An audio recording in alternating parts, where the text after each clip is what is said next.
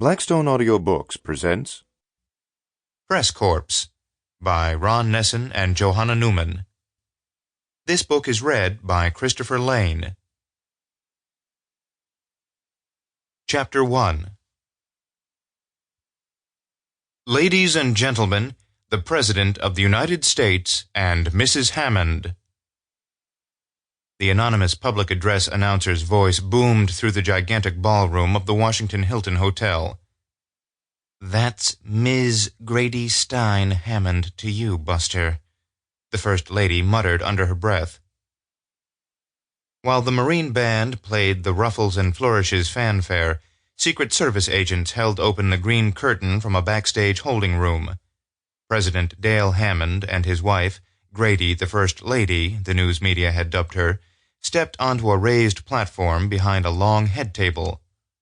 Blinking into the spotlights, they waved to the 2,000 guests standing at round tables below. The red-jacketed band blared "Hail to the Chief." The president and his wife had arrived to participate in an annual Washington ritual of spring, the black-tie dinner of the White House Correspondents Association. The applause for President Hammond was tepid at best. He was the first conservative elected to the White House since George Bush. Not many of the Washington reporters, editors, and producers crowded into the Hilton ballroom shared his views on family values, individual responsibility, and small government.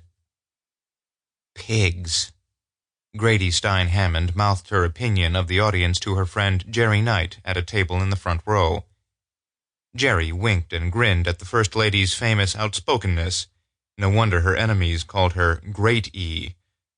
The First Lady turned away, executing a mocking curtsy to the unenthusiastic crowd.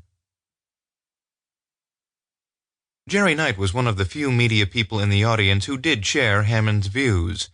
Jerry was the aggressively conservative host of the Night Talker show on ATN, the All Talk Network, the most popular radio call-in show in America.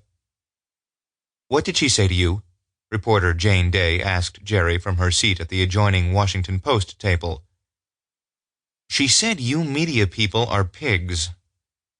With a jerky motion, Jane wrote this down in her reporter's notebook, open on the table.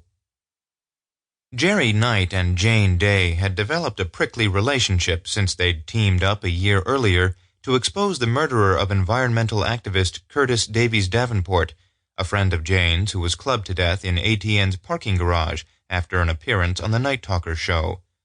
They periodically had dinner together or attended some Washington VIP Sample complete. Ready to continue?